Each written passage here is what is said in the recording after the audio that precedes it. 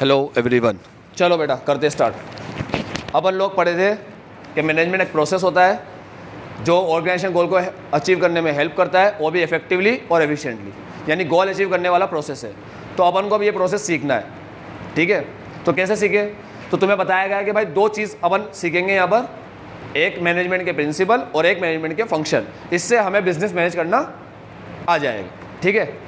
तो यहाँ तो अपन बेसिक पढ़ते हैं, मतलब फिर और एडवांस अपन पढ़ाई करेंगे तो अपन अच्छे से हर चीज़ सीख जाएंगे। तो ये बेसिक क्लास है अपनी, ठीक है।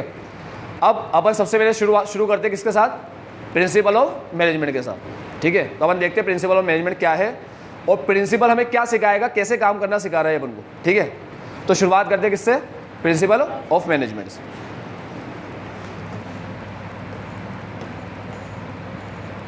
बेटा प्रिंसिपल ऑफ मैनेजमेंट पढ़ाने से पहले तुम्हें थोड़ा बहुत प्रिंसिपल के बारे में पूरा समझा दूंगा कि प्रिंसिपल होता क्या है, ठीक है। जब एक बार समझ में आ जाएगा ना, बेस बन जाएगा ना कि होता क्या है, अपन पढ़ क्या रहे हैं वो चीज़, ठीक, तो फिर पढ़ते वक्त अच्छे तुम्हें समझ में आने लग जाएगा, ठीक। तो पहले समझ लो प्रिंसिपल होता क्या है, क्या चीज़ है प्रिंसिपल। देखो दो दोस्त थे, एक जे और एक वीरू, ठीक है। अभी वीरू ने कहा जैसे कि यार हर टेस्ट के अंदर सुनना, कहानी बहुत अच्छी है, सुनना और ये देखना कि एक सामने वाला बंदा दूसरे से क्या बोल रहा है, ठीक है। लाइन याद रखना, बस वर्ड याद रखना मैंने क्या बोला। वीरू बोल रहा है जैसे कि यार हर टेस्ट के अंदर, हर एग्ज़ाम के अंदर तेरे के अच्छे नंबर आते हैं, तू अच्छे नंबर लेकर आता है और मेरे तो बहुत कम नंबर आते हैं मेरे। यार पढ़ाई तो मैं भी करता हूँ, ऐसी कोई बात नहीं है ही नहीं, पढ़ाई मैं नहीं करता। तो ऐसा क्यों हो रहा है कि तू अच्छे नंबर ले आता है, मेरे अच्छे नंबर नहीं आते, बल्कि शायद मैं तेरे से ज़्यादा ही पढ़ता होगा, ऐसे बोल रहा है वीरू इसको, तेरे से ज़्यादा ही पढ़ता होगा शायद मैं, तो मुझे गाइड कर कि मैं कैसे अच्छे नंबर लेकर आऊँ, तू कैसे लाता है मुझे गाइड कर। क्या बोला वीरू? गाइड करने का बोला, ठीक है। तो ये इसको बोल रहा है कि भाई मेरे को गाइड करके तू कैसे अच्छे नंबर लेकर आता है। ये अपना जे और ये अपना वीरू। चलो अब जे ने कहा भाई जैसे मैं पढ़ाई करता हूँ ना, ठीक है, मेरे पढ़ाई करने में और तेरे पढ़ाई करने में ज़मीन आसमान का फ़र्क है। तो इसने कहा वीरू ने कि भैया कैसे? तो जे बोलता है कि देख भाई मेरा उसूल है, मेरा प्रिंसिपल है कि अगर मैंने पढ़ाई करूँगा तो मैं पहले उसका टाइम सेट कर लेता हूँ, पूरा टाइम टेबल बना लिया है मैंने, और मैं टाइम टेबल को बराबर फॉलो करता हूँ। अब मेरा टाइम टेबल है कि मैं 5 बजे उठूँगा सुबह, ठीक है, फिर यहाँ से यहाँ तक पढ़ाई करूँगा, फिर बीच में थोड़ा ब्रेक लेता हूँ, ब्रेकफास्ट वगैरह करता हूँ, ये सब करता हूँ, उसके बाद में फिर पढ़ाई करने बैठ जाता हूँ, फिर यहाँ से यहाँ तक पढ़ाई करता हूँ, फिर बीच में थोड़ा 1 घंटे का गैप लेता हूँ, ऐसे पूरा बता रहा है, ठीक है। फिर मैं बीच में ब्रेक लेकर 9 बजे से पढ़ता हूँ और फिर मैं 9 से सीधा 11 बजे तक पढ़ता हूँ, फिर 11 बजे फिर एक और ब्रेक लेता हूँ। ऐसा पूरा कौन बता रहा है? जी, कि ये मेरे उसूल है, ये मेरा प्रिंसिपल है, मैं टाइम टेबल बनाता हूँ पूरा दिन का और फिर उसको बराबर फॉलो करता हूँ, रिजिडली फॉलो करता हूँ। क्या बोल रहा है? मैं बराबर उसको फॉलो करता हूँ, ठीक है। अब जे ने कहा वीरू से कि जब 11 बजे मैं ब्रेक लेता हूँ ना, तब तक तो तू उठा भी नहीं होता मेरे भाई, ठीक है, तू काम मेरे बराबर ही करेगा। तो वीरू कहता है भाई साहब पूरी रात जग के पढ़ाई करता हूँ मैं, ठीक है, इसलिए सुबह कहाँ से उठूँगा जल्दी। तो जे कहता है मेरे को पता है पढ़ाई क्या करता है तू, ठीक है, सब मेरे को पता है, तू कैसे पढ़ाई करता है। अब मेरा दूसरा रूल सुन ले, दूसरे प्रिंसिपल सुन ले, मेरा क्या है, जल्दी जल्दी फास्ट। तो जे बोलता है मेरा दूसरा उसूल क्या है, दूसरा प्रिंसिपल क्या है कि जब मैं पढ़ाई करने बैठूंगा तो मैं मोबाइल को टच भी नहीं करता। तेरी तरह नहीं है मोबाइल लेके बैठा है, पढ़ रहा हूँ, ठीक है, ये यहाँ पर मैसेज आया, ये रिप्लाई भी कर रहा हूँ मैं, साथ में रील भी देख रहा हूँ, पढ़ाई भी कर रहा हूँ, और मस्त रील है थोड़ा, और देखने बैठा तो देख ही रहे पागल की तरह आधा 1-1 घंटा। तुम्हें पता है कुछ लोग तो जीते ही, मतलब इसकी वजह से, इंस्टा वगैरह की वजह से जिंदा है कुछ लोग, ठीक है, सारे दुख दर्द भूल जाते हैं और रील देखते वक्त। तो भाई वो रील देख रहा है, तू ऐसे मोबाइल चला रहा है, ऐसे कोई पढ़ाई होती है क्या? तो क्या बोला जे, मैं अगर पढ़ने बैठता हूँ, अगर मैं 2 घंटे पढ़ रहा हूँ ना, 2 घंटे बिल्कुल भी मोबाइल को टच नहीं करूँगा, साइलेंट करके रख दूँगा साइड में, ऐसी पढ़ाई करता हूँ। उसके बाद भले 1 घंटा मोबाइल चला लूँगा, 1 घंटा निकालूंगा मोबाइल चलाने का, लेकिन जब पढ़ूंगा तब मोबाइल नहीं चलाऊँगा। ये मेरा उसूल है, ये मेरे प्रिंसिपल है, ठीक है। अब ये वीरू सीख गया। अब वीरू ने क्या कहा, यार सही कह रहा है, एक बार ट्राई करके देखता हूँ ये सही कह रहा है या नहीं कह रहा, कुछ फ़ायदा होता है नहीं होता।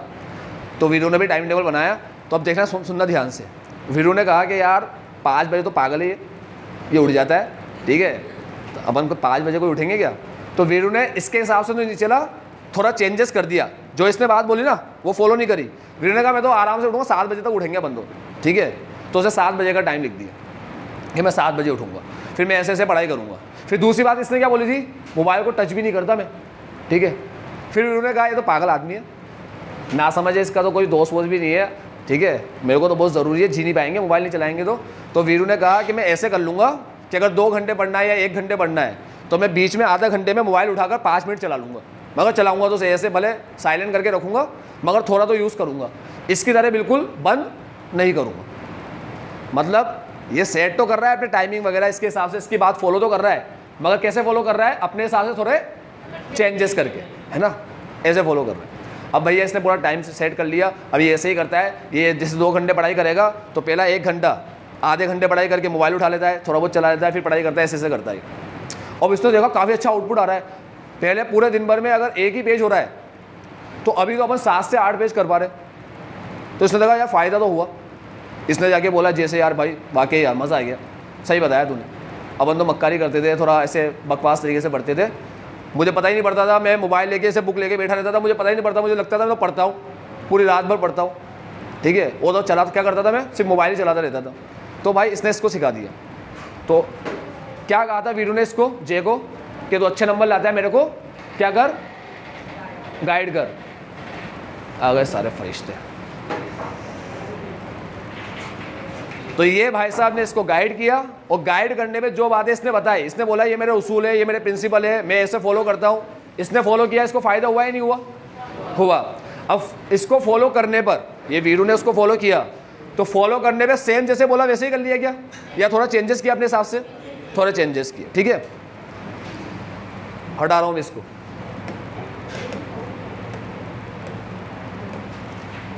प्रिंसिपल ऑफ मैनेजमेंट क्या होता है? Principle of management, a managerial principle is a broad और जनरल गाइडलाइंस, किसके लिए? For decision making and behaviour. मतलब इसको समझ में आ ही नहीं रहा था वीरू को कि मैं कैसे काम करूं, क्या करूं, ठीक है। तो जब उसने गाइड किया, जनरल गाइडलाइंस, जनरल गाइडलाइंस मतलब होता है कि मुझे बताओ जे ने जो बात बताई वो तुम्हारे लिए नहीं है क्या? नहीं सर ये तो सिर्फ वीरू के लिए, हमारे लिए थोड़ी है, हम तो आराम से जैसे पढ़ते वैसे पढ़ेंगे, ऐसे ही अच्छे नंबर आ जाते। क्या जनरल है सबके लिए है या सिर्फ स्पेसिफिक वीरू के लिए ही थी? बस जनरल गाइडलाइंस है। ये बात समझ में आती है? स्पेसिफिक नहीं थी। इसीलिए प्रिंसिपल जो होते हैं ना, प्रिंसिपल वो जनरल गाइडलाइंस होते हैं for decision making and behaviour, for decision making and behaviour. देखो जनरल भी होते हैं, ब्रॉड भी होते हैं, ठीक है। ब्रॉड का मतलब होता है सब कवर करते ही है। तो ब्रॉड और जनरल गाइडलाइंस, ब्रॉड और general guidelines for decision making and behaviour. अब देखो रटना नहीं है, फिर बोलता हूँ एक एक वर्ड क्यों आ रहा है, ये गाइडलाइंस वर्ड क्यों आ रहा है, डिसीजन मेकिंग क्यों आ रहा है, बिहेवियर क्यों आ रहा है, तो तुम्हें समझ में आना चाहिए, बिल्कुल लॉजिकल। अब देखो क्या हुआ, अपन पढ़ रहे हैं क्या, प्रिंसिपल ऑफ मैनेजमेंट। अपन ने समझा प्रिंसिपल का मतलब क्या होता है, जनरल और ब्रॉड गाइडलाइंस। तो देखो हुआ क्या कि कुछ महान लोग आए पहले, उन महान लोगों ने क्या किया, वो काम करते थे, काम करते करते उनके सामने कोई प्रॉब्लम आती थी, काम करते वो लोग, उनके सामने क्या थी, प्रॉब्लम आती। तो प्रॉब्लम को सॉल्व करने के लिए कुछ आइडिया लेकर आते यार, कुछ आइडिया सोचते कि यार इसको कैसे सॉल्व करें प्रॉब्लम को। अब वो आइडिया से क्या होता है, प्रॉब्लम सॉल्व हो जाती। जहाँ प्रॉब्लम सॉल्व होती तो क्या होता, वो आइडिया लिख लेते वो लोग कि हाँ यार इससे प्रॉब्लम सॉल्व हो गई, लिख लिया, ठीक है। कभी उन्होंने देखा कि वर्कर और मैनेजमेंट लड़ रहे हैं आपस में, उन्होंने कहा क्यों लड़ रहे हो भाई? मैनेजमेंट ने कहा ये लोग ज़्यादा काम करके नहीं देते। वर्कर से पूछा तुम क्यों लड़ रहे हो भाई? बोला ये लोग हमें ज़्यादा पैसा नहीं देते। तो उसने देखा एक प्रॉब्लम है कि मैनेजमेंट ज़्यादा काम चाहता है और वर्कर ज़्यादा पैसा चाहता है। तो क्या किया, ये लोग एक स्कीम लेकर आए, बोला तुम वर्कर के साथ क्या करो, ये ज़्यादा काम करे ना तो इनके साथ बोनस वगैरह दो, इंसेंटिव वगैरह दो इनको, तो क्या होगा, ये ज़्यादा भी काम करेंगे, ठीक है, और इनको पैसा भी ज़्यादा मिलेगा, प्रॉब्लम सोल्व। तो ऐसा हर प्रॉब्लम को सोल्व करते गए और लिखते चले गए, ठीक है, प्रॉब्लम को सोल्व करे और लिखते चले गए।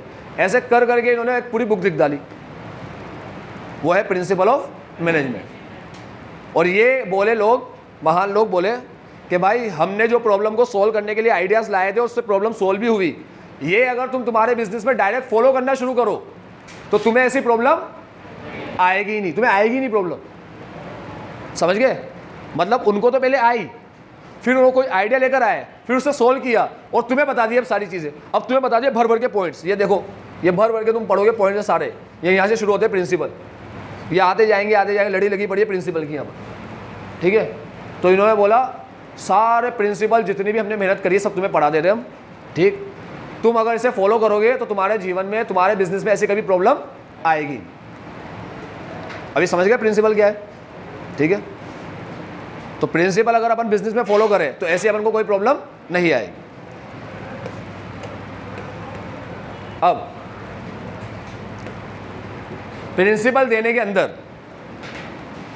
कई लोगों ने प्रिंसिपल दिए, अपन सिर्फ 2 लोगों के प्रिंसिपल पढ़ेंगे।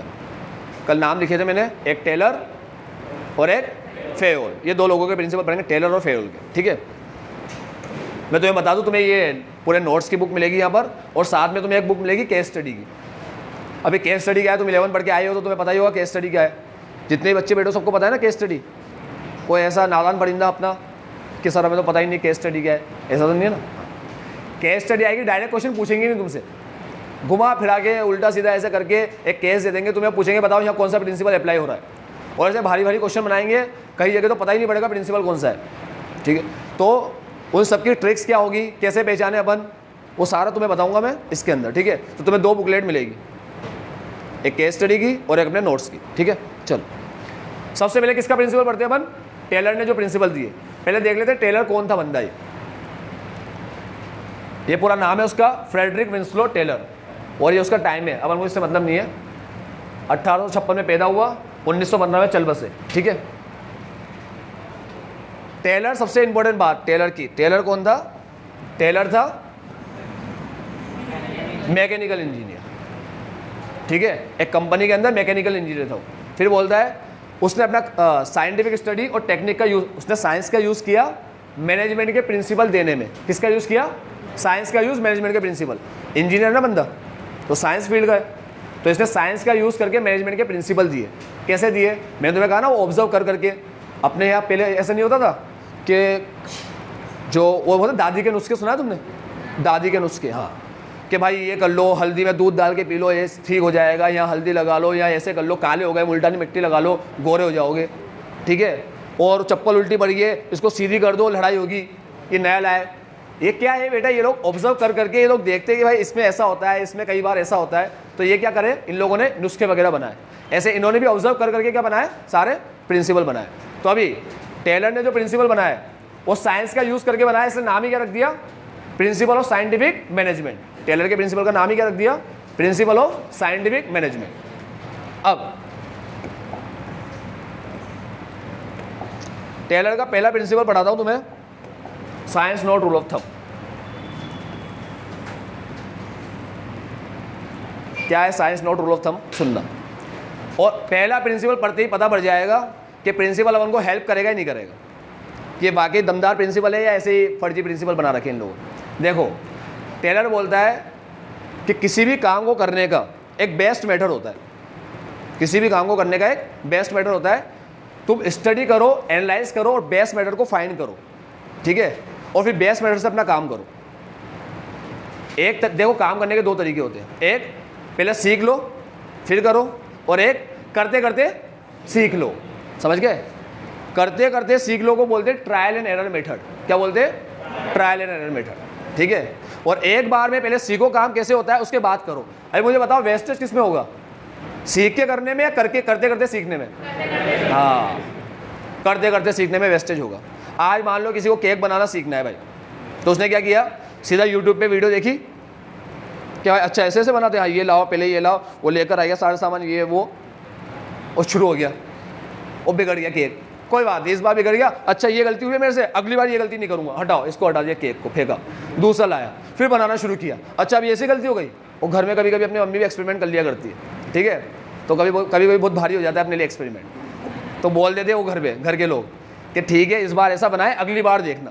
तो ये लोग क्या कर रहे हैं, क्या फॉलो कर रहे हैं, ट्रायल एंड एरर मेथड। ठीक है, केक बनाने का कोर्स भी होता है, सीधा जाओ कोर्स करो और अच्छे से बनाना सीख जाओ।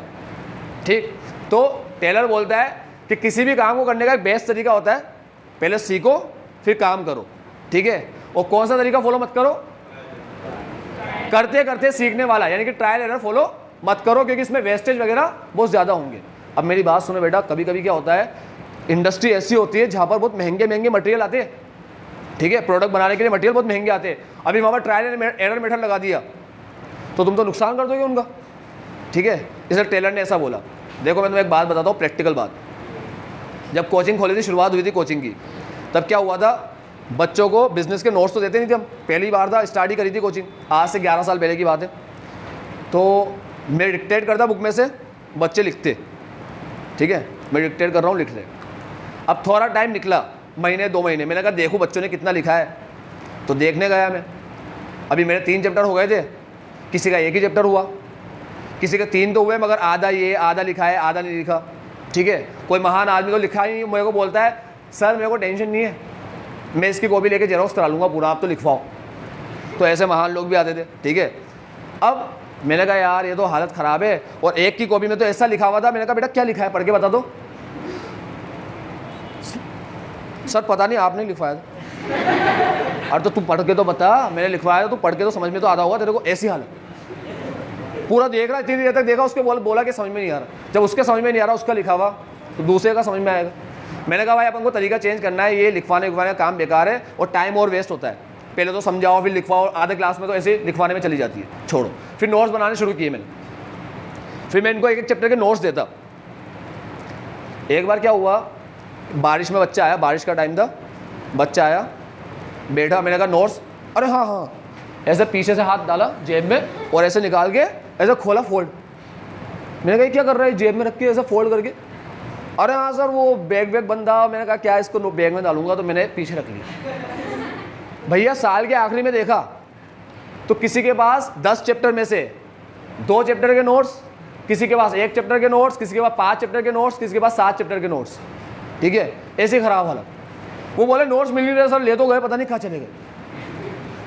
मैंने कहा ये सब बेकार है, इनको लिखवाना भी बेकार है, एक एक चैप्टर का देना ही बेकार है। फिर पूरी एक बुकलेट बनाई, बुकलेट बना के बच्चों को दी, और साथ में बुकलेट में फ़ायदा ये हुआ कि तुम्हारे पास जो रजिस्टर है ना, मस्त हमारे फोटो वोटो लगे हुए हैं, रिजल्ट वगैरह है, वो सब दे दिया उसके अंदर। तो फ़ायदा भी हुआ बुकलेट बनाने का, रिजल्ट वगैरह भी दे दिए, और अब बुकलेट बच्चे के पास है, अब घुमा कर कुछ भी कर, तेरी मन में आए जो कर, अपनी रेस्पॉन्सिबिलिटी खत्म। वहाँ तो बच्चे ऐसे बोल सर में शायद आया नहीं होगा, आपने शीट बांटी होगी, तो अब तो पूरा लिखाई में आ जाता है भाई किस किस को मिला है, अब नाटक ही नहीं होंगे, ठीक है। तो पहले गलत काम किया, फिर दूसरा साल भी काम सही नहीं किया, फिर तीसरे साल जाके समझ में आया कि भाई ऐसे गलती नहीं करना, ऐसी गलती नहीं करना, ऐसी गलती नहीं करना, और अच्छा तीसरे साल में समझ में आ गया। नहीं तो क्या होता, ऐसे गलती करते रहते और सीखते रहते। इसलिए टेलर ने क्या बोला, science not rule of thumb, ठीक है। तो देखो क्या है science not rule of thumb, सुन लो पहले, फिर अपन लाइन बढ़ेंगे। हर काम को करने का एक, हाँ, एक बेस मेथड होता है। अरे बेटा ये बाद में खेल लेना, चलो सुनो, हर काम को करने का एक बेस मेथड होता है। टेलर बोलता है स्टडी करो, एनालिसिस करो और बेस मेथड को फाइंड करो। पहले क्या बोला, हर काम को करने का एक बेस मेथड होता है, फिर बोला स्टडी करो, एनालिसिस करो और बेस मेथड को फाइंड करो, ठीक है।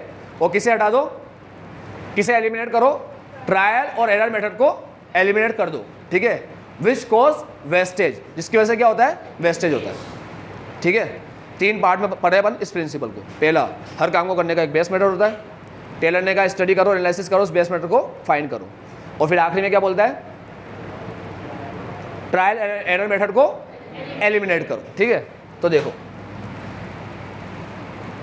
Taylor believe that there was only one best method to maximise efficiency. एक ही बेस्ट मेथड होता है, सबसे बेस्ट तो एक ही होगा ना यार, बेस भी 4-5 होंगी नहीं ना।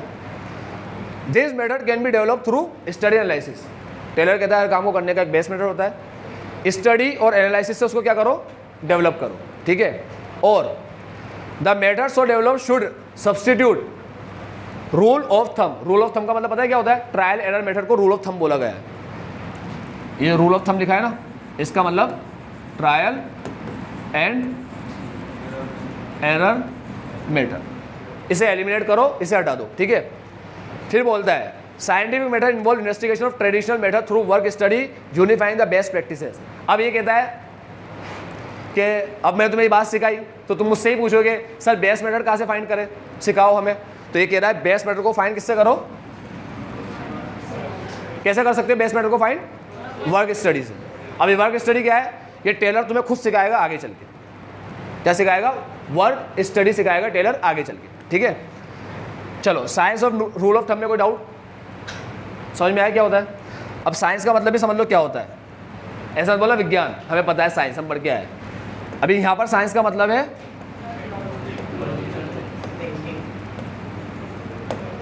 Logical thinking, knowing exactly what you want man to do. तुम्हें पता तो होना चाहिए ना, अगर तुम चीफ हो, तुम हेड हो, तो तुम्हें पता चाहिए ना, पता होना चाहिए ना तुम्हें अपने मैन से क्या करवाना है, यानी कि तुम्हें अपने वर्कर से क्या करवाना है, ठीक है। तो साइंस का मतलब है लॉजिकल थिंकिंग और रूल ऑफ थंब का मतलब हो ट्रायल और एरर मेथड, ठीक है। अब पढ़ते हैं दूसरा प्रिंसिपल, हार्मनी नोट। बेटा रात को जब की पढ़ाई करता है? हाँ, भयंकर। क्यों? अभी से ही पढ़ने लग गया? बाप रे बाप। फिर सुबह तो सोता होगा ना? हाँ, सुबह तो सोता होगा ना? अरे जग तो रात को पढ़ाई करता है, सुबह सोता नहीं है।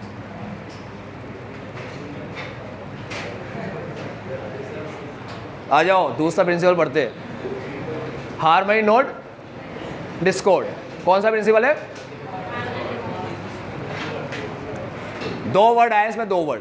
पहला वर्ड है हार्मनी और दूसरा वर्ड है डिस्कॉर्ड। हार्मनी का मतलब होता है कि दो लोगों के बीच में बनना, ठीक है, और डिस्कॉर्ड का मतलब होता है दो लोगों के बीच में बिल्कुल ना बने, उसे डिस्कॉर्ड बोलते हैं, ठीक है। इसलिए मैं तुमसे कहूँगा हार्मनी बना के रखो आपस में। अब हार्मनी नोट डिस्कॉर्ड में क्या हुआ? टेलर ने देखा कि मैनेजमेंट और वर्कर झगड़ा कर रहे हैं। क्यों झगड़ा कर रहे हैं? वर्कर कह रहा है पैसा ज़्यादा दो, ठीक है, मैनेजमेंट कह रहा है काम ज़्यादा करो, ये झगड़ा चल रहा है। मैनेजमेंट पैसा नहीं दे रहा और वर्कर काम नहीं कर रहा। तो टेलर एक आइडिया लेकर आया। क्या है आइडिया? पहले आइडिया समझा देता हूँ, फिर तुम्हें ये लाइन पढ़ के सुनाऊंगा।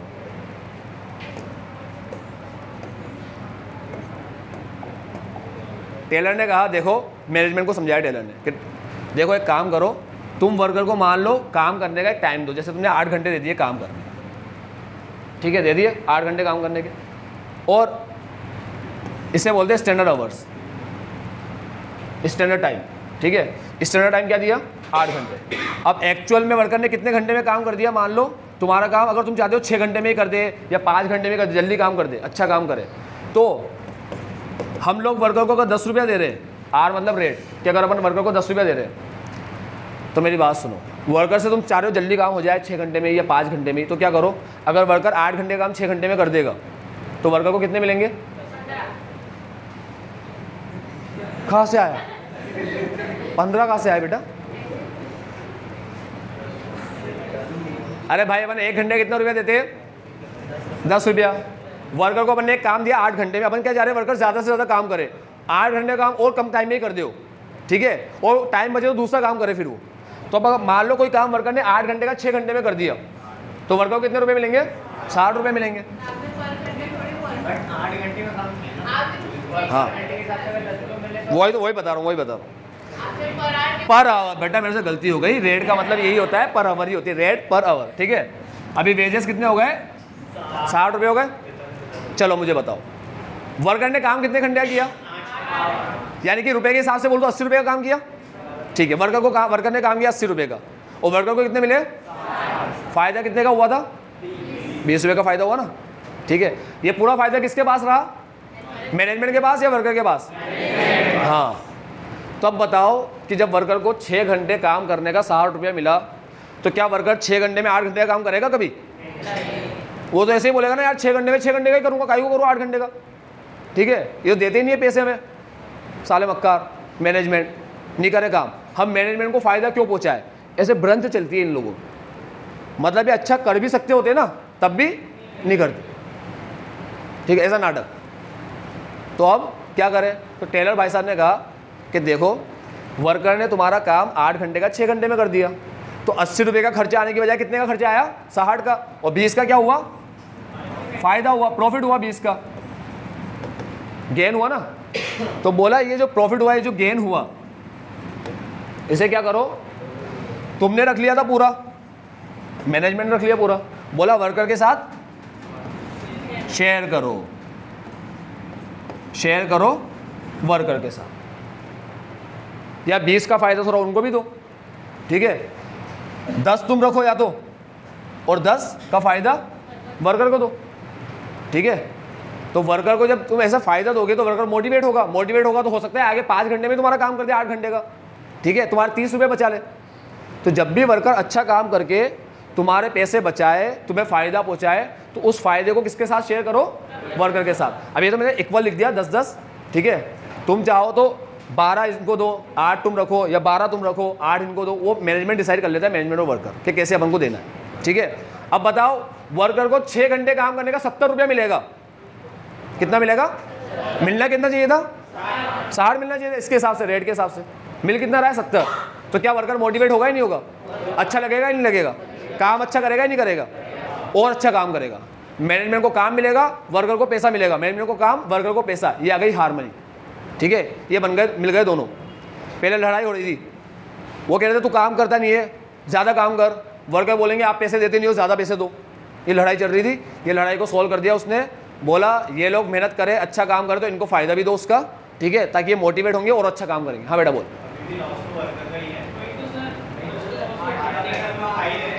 देखो एक बात सुनो,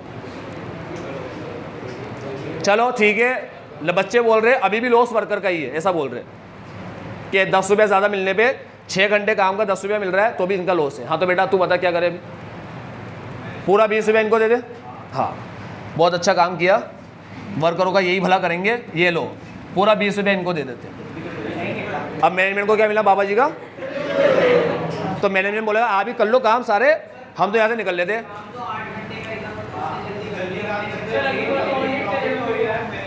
सुनो बेटा मेरी बात सुनो, एक चीज़ होती है एफिशिएंसी नाम की। आज अगर मैं यहाँ कोई क्वेश्चन लिखकर तुम्हें देता हूँ सॉल्व करने के लिए, तो मुझे बताओ सारे बच्चे बिल्कुल सेम टाइम में सॉल्व करेंगे क्या? कोई जल्दी कर देगा, कोई लेट करेगा, कोई तो बैठा ही रहेगा पागल की तरह, पता नहीं घर पे जाके भी सॉल्व होगा ही नहीं होगा उससे। तो अब जो जल्दी जो सॉल्व कर रहा है वो क्यों कर रहा है? क्योंकि उसकी एफिशिएंसी हाँ ज़्यादा है, अच्छी है। तो भाई जिस वर्कर की एफिशिएंसी अच्छी है, जो ज़्यादा यूनिट बना सकता है, ठीक है, समझ लो क्या कह रहा हूँ, जिसकी एफिशिएंसी अच्छी है, जो 8 घंटे काम 6 घंटे में कर सकता है, तो उसको अगर थोड़ा भी फ़ायदा दिया अपन ने तो उसके दिमाग में क्या आएगा कि यार बॉस अपन को फ़ायदा दे रहा है, अपन आगे और मेहनत करो। और अगर पूरा 20 रुपये ये रख लेंगे, मैनेजमेंट रख लेंगे, वर्कर को नहीं देंगे, तो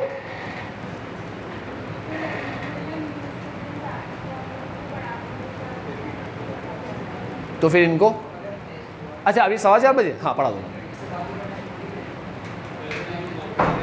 चलो सुनो बेटा जल्दी सुनो, अगर 20 रुपया पूरा अपन वर्कर को देंगे तो मैनेजमेंट के पास क्या बचेगा? मैनेजमेंट क्यों देगा? देने वाला तो मैनेजमेंट है, ठीक है। मैनेजमेंट बोलेगा 6 घंटे काम किया 60 रुपये ले जा। और जब 80 देने, मान लो 80 देना, सुनो मेरी बात, तो मैनेजमेंट क्या बोलेगा? 6 घंटे मत करना काम, 8 घंटे में कर तू। तो जब 80 देने तो 8 घंटे में कराएंगे। अरे 6 घंटे में करके वो क्वालिटी खराब कर देगा। आज मैं राम और श्याम 2 लोग हैं, राम ने 6 घंटे में काम कर दिया, 80 रुपया लिया है। श्याम ने देखा अच्छा ऐसा 6 घंटे में 80 रुपया, मैं 5 घंटे में करूंगा। अरे राम ने धमाधम उड़ा दिया भाई, श्याम ने राम को देख के और ऐसा काम किया फर्जी, बिल्कुल एकदम फर्जी काम। श्याम 5 घंटे में जाके खड़ा हो गया मैनेजमेंट के सामने, 80 रुपया। चलो अभी शाम को देख के मोहन देख अच्छा ऐसा 5 घंटे में कर लिया, तो भाई ये लोग क्वालिटी की बात लगा देंगे, पूरा फायदा इनको दे दोगे 20 रुपया। समझ में आया? समझ रहे क्या कह रहा हूँ? अभी राम और श्याम के अंदर राम ने 6 घंटे में काम कर लिया ना, श्याम बोले मैं तो 5 में ही करूँगा, ठीक है। इतना गेन शेयर करो कि मैनेजमेंट को भी फायदा हो और साथ में वर्कर को भी। हाँ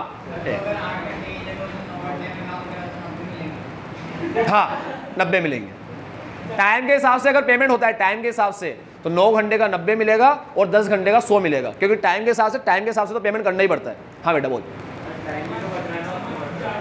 वर्क हाँ टाइम बच रहा है, हाँ टाइम बच रहा है। तो हाँ मेरी बात सुन लो अभी ध्यान से, एक तो वर्कर का टाइम बचता है, ऊपर से वर्कर को अपन 6 घंटे के 10 रुपये एक्स्ट्रा दे रहे हैं, यानी कि 6 घंटे का 60 बनता है 70 दे रहे, ठीक है। गेन शेयर करने की बात आती। पहले तो प्रॉब्लम क्या थी? पूरा फायदा कौन रख लेता था अपने पास? मैनेजमेंट, ठीक है। अभी कम से कम टेलर आए, उसने प्रिंसिपल दिया, उसने बताया समझाया कि भाई तुम इसके साथ शेयर करोगे ना तो तुम्हें और फायदा देंगे।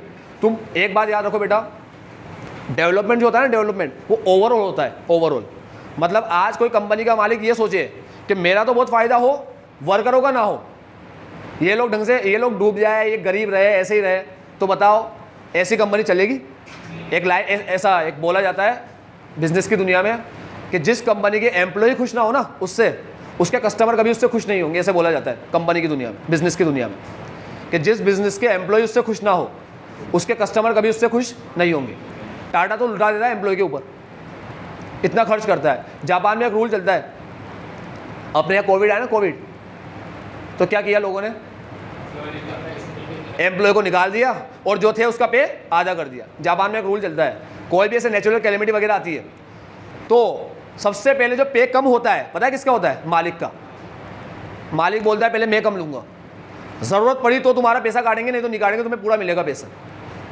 वो ऐसा फॉलो कर रहे हैं और अपने यहाँ उल्टा चलता है, पहले तेरा काटूंगा, ठीक है, मेरा पैसा तो नहीं कटेगा भाई, अपन तो शाही से रहेंगे, अपन तो जो लाखों रुपया खर्च ले जा रहे हैं वही ले जाएंगे। तू 10,000 ले जाता था, तू 5 ले जा, अभी तेरे 10 में कम कर दूंगा, 5 कर दूंगा, मेरा तो 1 लाख वैसे ही रहेगा यार, अपन तो ठाठ से जिएंगे, राजे की तरह जिएंगे। तो मुझे बताओ, क्या कंपनी सिर्फ मैनेजमेंट संभालती है या मैनेजमेंट वर्कर सब मिलकर काम करते हैं? सब मिलकर करते ना। तो ये लोग याद है क्या करते थे? ये लोग मैं करते थे, मैं जो भी हूँ मैं ही हूँ। मैनेजमेंट बोलता था भाई कंपनी चली मेरी वजह से रही है, वर्कर बोलते थे अच्छा कर लो, आओ काम करो, ठीक है, हमारे एनवायरनमेंट में रह के काम करो, मस्त बैठे रहते हो एसी में वहाँ पर, और मजदूरी तो हम कर रहे हैं, हाँ फैक्ट्री में तो काम हम कर रहे हैं, सड़ तो हम रहे हैं यहाँ पर, और तुम कह रहे हो हमारी वजह से चल रही है। अब सारे मजदूर छोड़ के चले गए, चला लेगी मैनेजमेंट कंपनी? मैनेजमेंट होती है तुम्हारी तरह पढ़े लिखी लोग, समझ में आया? वो बैठे होते हैं एसी के अंदर मस्त, वहाँ से वो सिर्फ दिमाग चलाते हैं, वो दिमाग चलाने का पैसा लेते हैं। और वर्कर होते हैं मजदूर, वो सामान उठा उठा के दौड़ते हैं, ठीक है, काम करते हैं, फैक्ट्री में रहते हैं, वहाँ कोई ऐसी वैसी कुछ भी नहीं, ऐसी हालत में। तो दोनों मिलके चलाते हैं ना।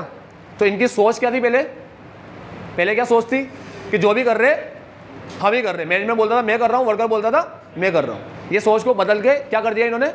डिस्कॉर्ड से क्या लिया है? हारमनी पे लिया। आई बात समझ में? अभी हारमनी क्या है?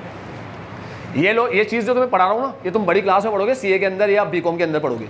जब सीए बीकॉम करोगे ना, उसमें कॉस्टिंग नाम का सब्जेक्ट आएगा, वहाँ पढ़ोगे ये सारी चीज़ें।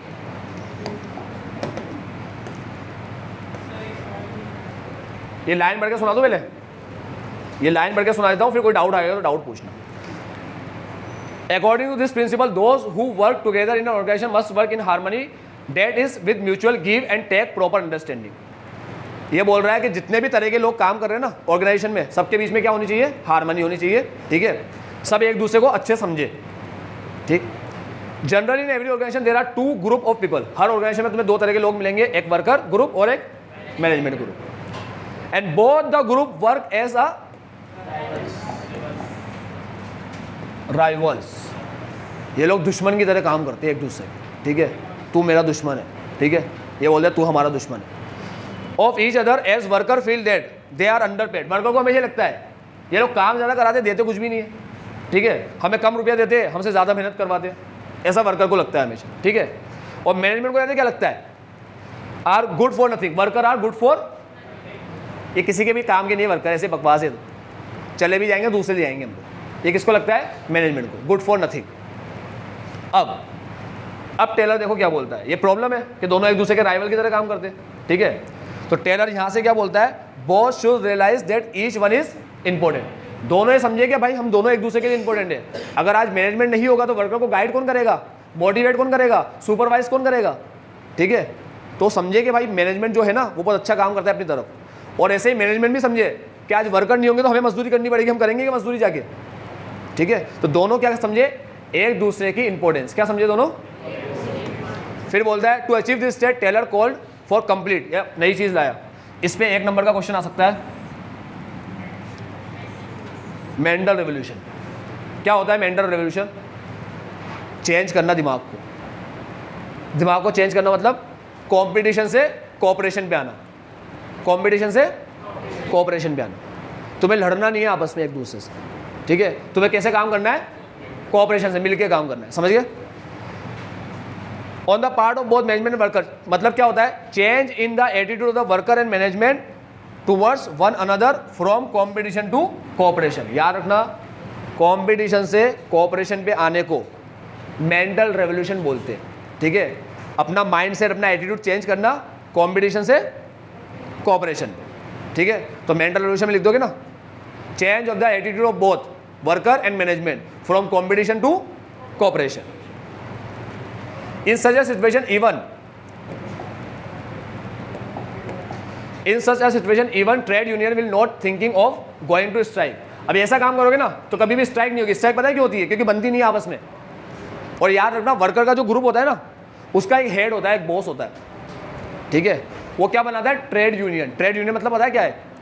अगर किसी भी वर्कर के साथ नाटक किया तो वर्कर आगे किसको बोलेगा? बॉस को बोलेगा, और बॉस निकल जाएगा स्ट्राइक पे, हमारी मांगे पूरी करो, ठीक है. वो काम ही नहीं करेंगे. अगर बॉस ने बोल दिया आज काम नहीं करना या 4 दिन तक काम नहीं करना, तो कोई वर्कर काम ही नहीं करेगा, बैठे रहेंगे, कंपनी में लग गए ताले, ठीक है. तो स्ट्राइक की सिचुएशन नहीं आती. किसकी वजह से?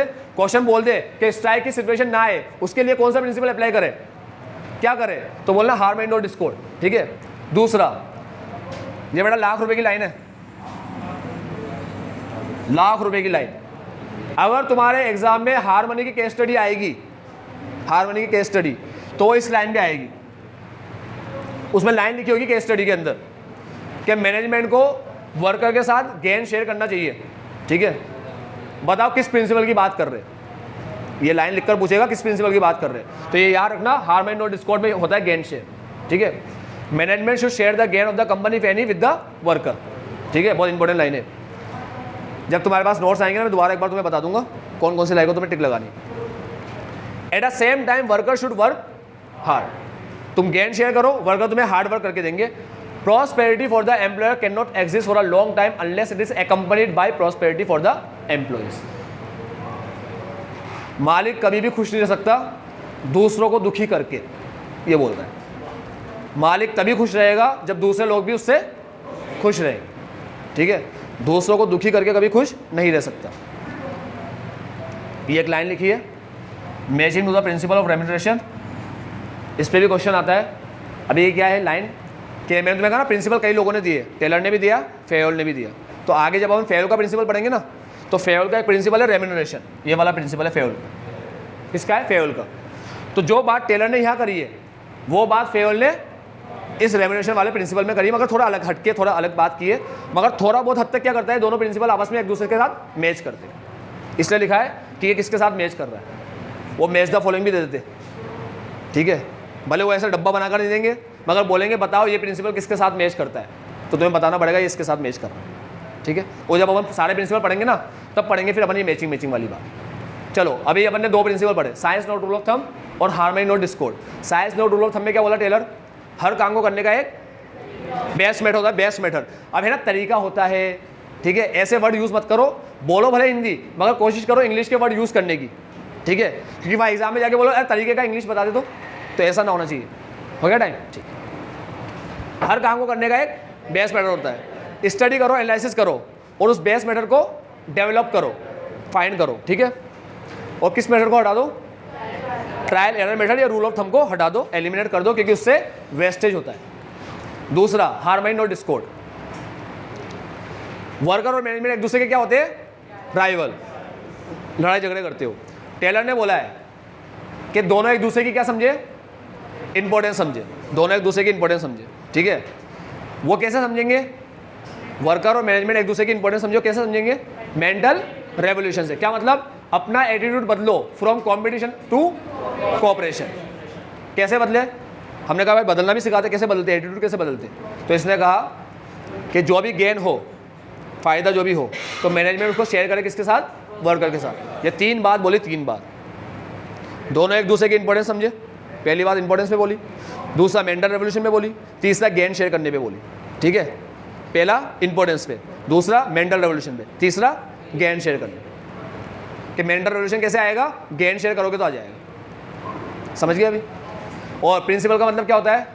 जनरल और ब्रॉड गाइडलाइंस, ठीक है. या ब्रॉड और जनरल गाइडलाइंस फॉर 2 चीज़ के लिए, बिहेवियर और decision making. Decision making and behaviour.